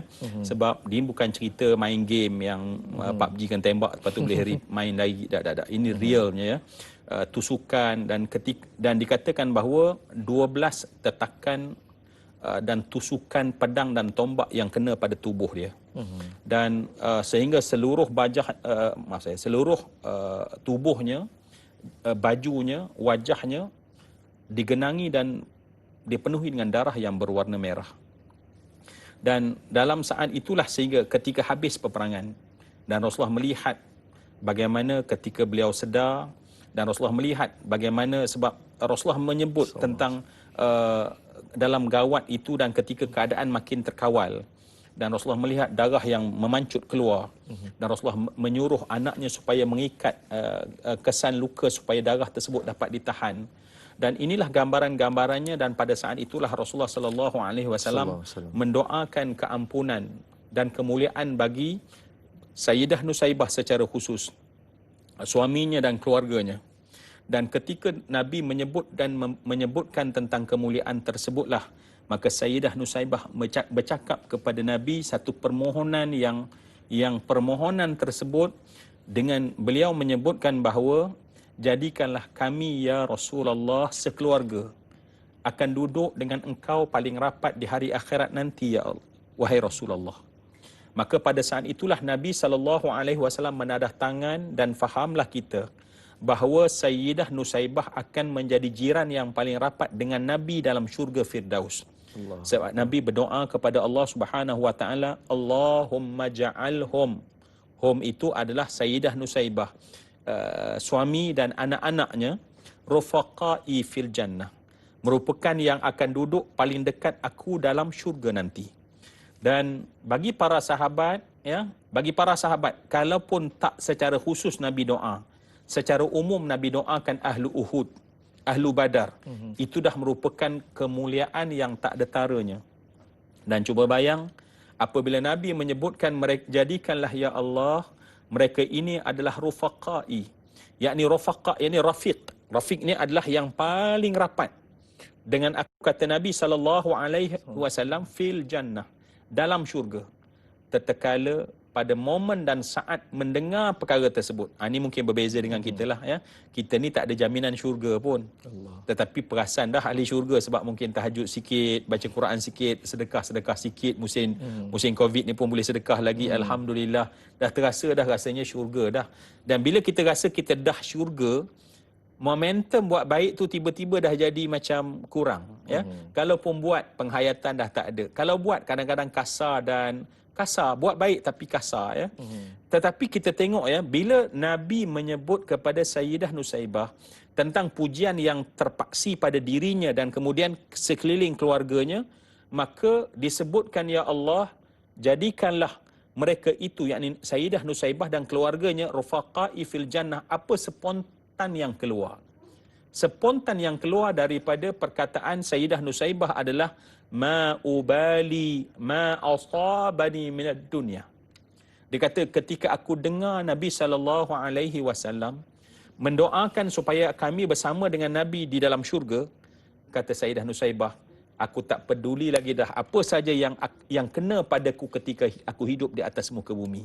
Dan inilah yang dibuktikan oleh Sayyidah Nusaibah nanti pada saat dalam Bai'atul Ridwan, dalam saat Suluh Hudaibiyah, dalam Ghazwah Hunain yang sangat mencabar, dan akhirnya kepada Ghazwah Al-Yamamah yang juga insya-Allah kita sempat kita sentuh insya-Allah. Itu baru betul-betul fana rasanya, Ya kan? Allah, Baru maksud tu sampai. Ustaz, saya nak baca satu soalan lagi daripada Facebook, daripada Ana Karnina. Assalamualaikum Ustaz dan Da'i. Waalaikumsalam warahmatullahi. Mengapa Nusaibah binti Ka'ab dinyatakan wanita sebanding 1000 laki-laki? Itu yang pertama. Adakah Nusaibah di antara pejuang di jalan Allah, begitu juga kedua anak kandung beliau, Hubaib dan Abdullah, sehingga kan anaknya Hubaib mati di tangan Musailamah? Mohon penjelasan Ustaz. Terima kasih Ustaz dan Da'i. Jadi soalan pertama itu, betul ke Nusaibah ini digelar sebagai wanita sebanding 1000 laki-laki? Silakan Ustaz. Ya, itu merupakan julukan yang diterima oleh Sayyidah Nusaibah selepas peperangan Uhud.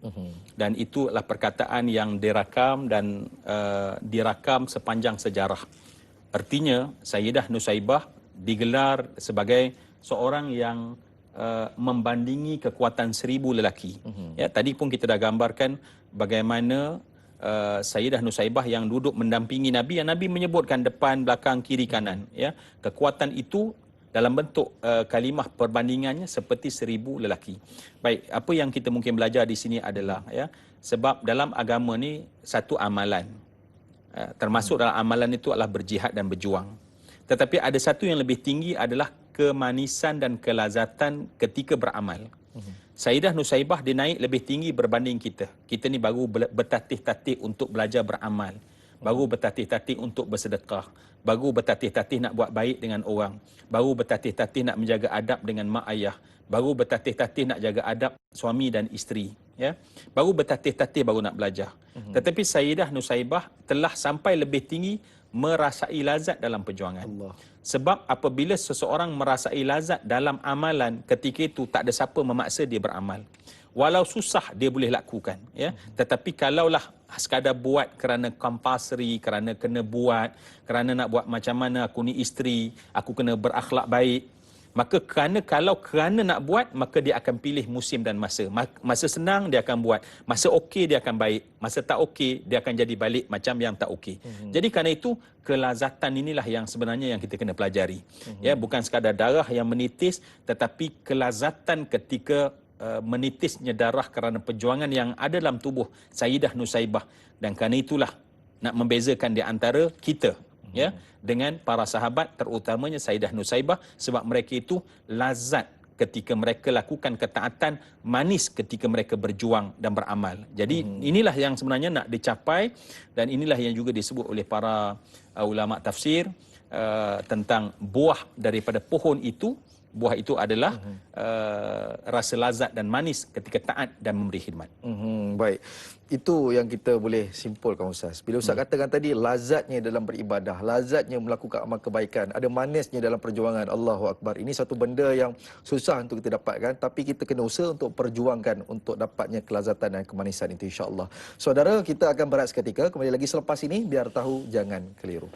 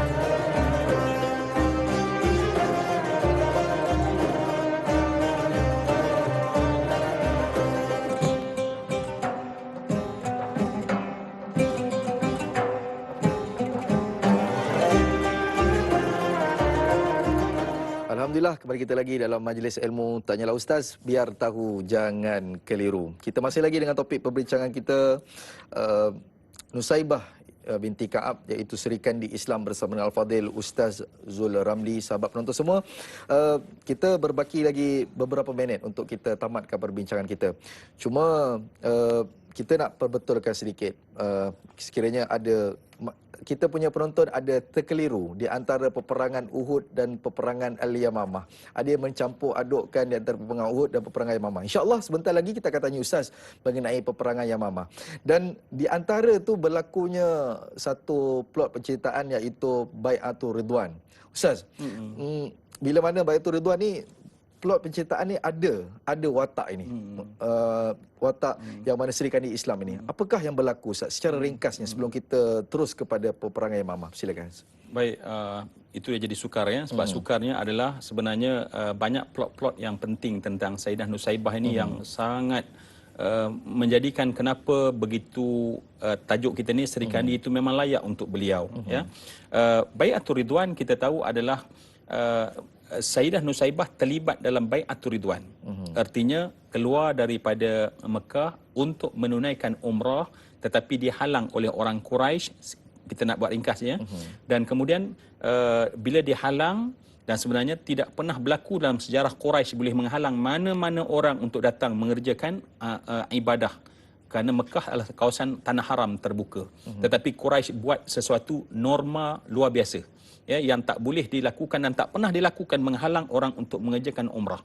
Dan ketika itulah dihantar seorang sahabat Nabi SAW, Sayyidina Osman bin Affan bin Al-As bin Amru bin Umayyah bin Abdi Syams, dihantar untuk berunding dengan orang Quraisy. Maka tempoh yang lama ditahan itulah yang menyebabkan telah ada berita bahawa Sayyidina Osman bin Affan telah pada ketika itu telah dibunuh oleh orang-orang Quraisy.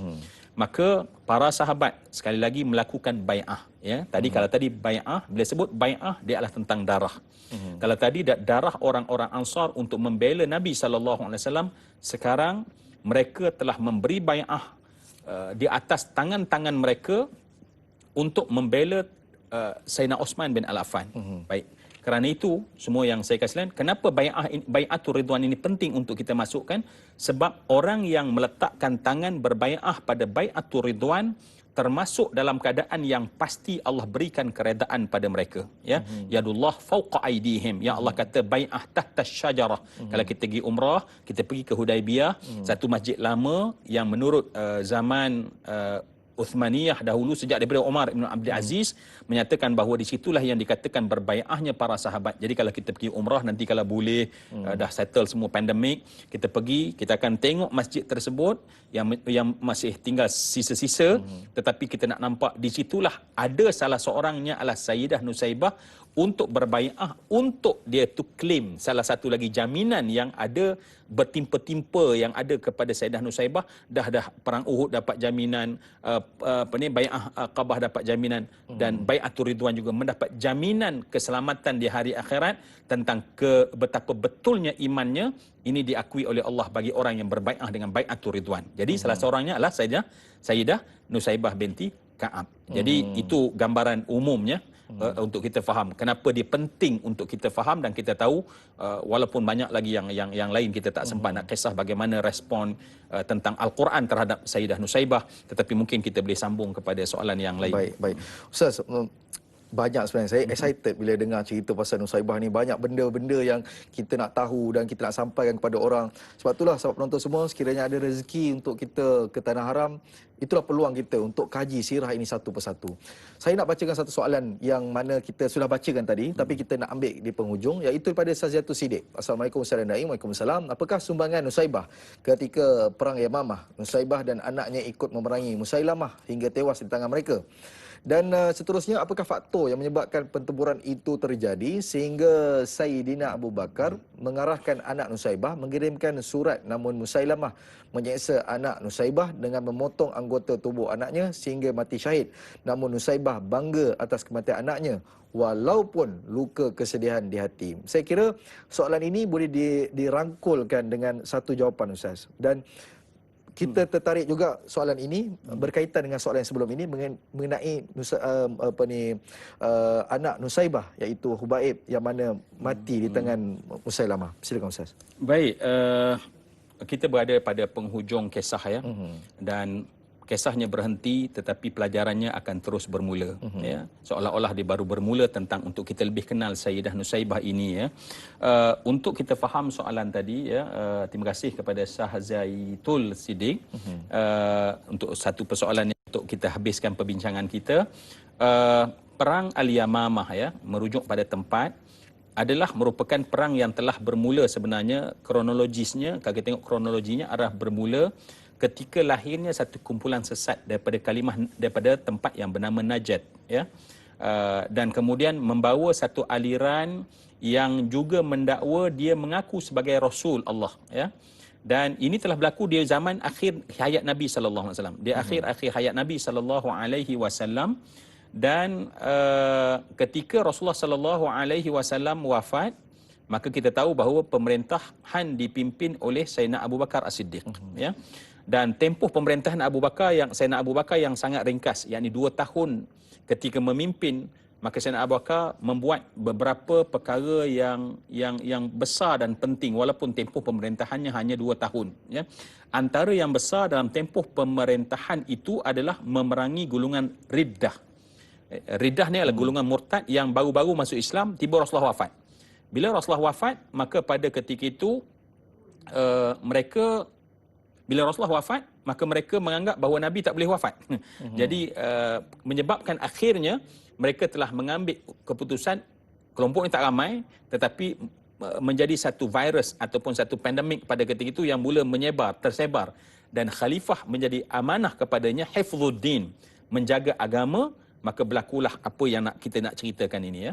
Dan kalau kita tengok bahawa Habib Ibn Zaid ya, ataupun Hubaib ataupun Habib Ibn Zaid adalah anak daripada Sayyidah Nusaibah dengan Sayyiduna Zaid Ibn Asim.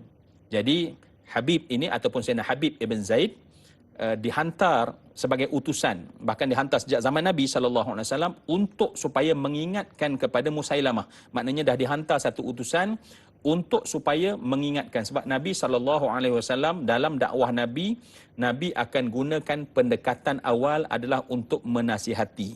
Jadi sebab itulah Sayyiduna Habib Ibn Zaid ini digelar sebagai Safir Ar-Rasul. Maknanya seorang utusan sejak daripada Nabi lagi. Mana Nabi hantar dia berjumpa dengan Musailamatul Kadzab dan kemudian untuk supaya mengingatkan bahawa kamu berada dalam jalan yang salah. Ya, jadi suluh, buat proses suluh, maknanya proses membetulkan, mengingatkan, inzar, memberi peringatan. Tetapi apa yang berlaku, Masya Allah, kita mendapati bahawa Habib Ibn Zaid telah ketika itu ditangkap. Yang ini juga orang Arab dia ada peraturan ya. Orang Arab yang kita tengok di zaman jahiliah sekalipun, mereka ada prinsip-prinsip kemasyarakatan. Antaranya adalah mereka tidak boleh mengapa-apakan utusan. Ya, maknanya kalau buat, maknanya kabilah atau kaum itu adalah kaum yang paling rendah martabat dia. Sebab itu mereka meletak bahawa utusan adalah mesti dihormati. Tetapi tidak pada Musailamah Kadzab yang menyebabkan dalam kisah ya Allah sangat mengharukan. Dan betapa teguhnya iman seorang anak yang dididik daripada seorang ibu. Ini penting ya, peranan seorang ibu. Dan Allah berikan ganjaran yang baik pada semua ibu-ibu kita. Bagaimana seorang ibu membentuk manusia seperti Habib Ibn Zaid yang ketika diikat dan ditambat di tiang pada ketika itu, dan pada saat itulah kita dapati bahawa Musailamah Kadzab menyebutkan asyhadu, adakah kamu bersaksi bahawa la ilaha illallah wa anna Muhammadan Rasulullah? Dia kata asyhadu an la ilaha illallah wa anna Muhammadan Rasulullah. Dan adakah kau tidak dengar menyatakan bahawa asyhadu an la ilaha illallah wa anni Rasulullah, yakni merujuk kepada Musailamah Kadzab. Kadzab tu makna penipu. Musailamah yang menyatakan bahawa bahawa sesungguhnya dia adalah Rasul Allah. Maka Mus'ab kata aku tidak pernah mendengarnya. Dipaksa untuk menyebutnya aku tidak pernah mendengarnya. Maka cuba bayang tangan kita ya, dengan pisau yang sangat nipis lagi tajam digelonsorkan Allah. Dan kemudian dipatah kepakkan dan bercucuran darah pada ketika itu. Dipaksa supaya sebut la ilaha illallah dan Musailamah adalah Rasulullah. Tetapi dia tidak menyebut asyhadu an la ilaha illallah wa asyhadu anna Muhammadar Rasulullah, maka tangan kirinya dipotong. Kemudian diminta dan kemudian dipotong kedua kakinya. Kemudian dipotong kedua tangan sampai ke sikunya, dan kemudian sampai pada lututnya telah terpotong pada ketika itu, dan dia telah syahid di tiang tersebut. Anak siapa? Anak Sayyidah Nusaibah binti Ka'ab kepada Sayyidina Zaid ibn Asim, yang syahid adalah untuk memberi nasihat, dan untuk memberi nasihat dia mendapat harga tersebut. Dan Sayyidina Abu Bakar As-Siddiq melanjutkan pada ketika itu, dan peperangan ini mengambil masa sampailah 2 tahun. Maksudnya gerak kerja tersebut mengambil masa sampailah ke 2 tahun. Dalam tahun yang terakhir berlakulah peperangan Yamamah, dan peperangan Yamamah maknanya terlibat sama di sana adalah Sayyidah Nusaibah, yang dalam misinya adalah untuk menghabiskan tokoh kafir, bahkan tokoh sesat ini, yang menyesatkan ini. Maka dia pergi dengan anaknya yang bernama Abdullah ibn Zaid, ya. Maka pergilah dia dalam ringkasan peperangan yang begitu dahsyat tersebut, dan dia masuk ke tengah-tengah jantung peperangan untuk langsung berjumpa dengan Musailamatul Kadzab. Maka pada ketika itu Wahsy, ya. Jadi kisah Uhud dengan Yamamah ni ada kesinambungannya. Kalaulah ketika peperangan Uhud Sayyidah Nusaibah membela Nabi SAW di jantung peperangan, maka sekarang Sayyidah Nusaibah berada di jantung peperangan Yamamah untuk mencari di manakah Musailamatul Kadzab yang punya rekod membunuh Habib ibn Zaid, dan bersama dengan anaknya yakni Abdullah ibn Zaid, dan ketika itu bersama adalah Wahsy. Dalam peperangan Uhud, karakter Wahsy adalah pembunuh kepada Sayyidina Hamzah. Tetapi ketika beliau mengucap syahadah asyhadu an la ilaha illallah wa asyhadu anna Muhammadar Rasulullah, kata Nabi, qatil maqtul fil jannah, orang yang membunuh dan dibunuh berada dalam syurga. Maka ketika itulah Da'i Hilman dan penonton yang saya kasih sekalian, Wahsy telah berjaya menombak Musailamatul Kadzab, dan ketika itu Abdullah ibn Zaid menamatkan hayatnya. Tetapi dalam sampai proses tersebut, Sayyidah Nusaibah telah masuk dalam jantung tersebut, menyebabkan dia telah ditetak sehingga akhirnya telah putus tangannya.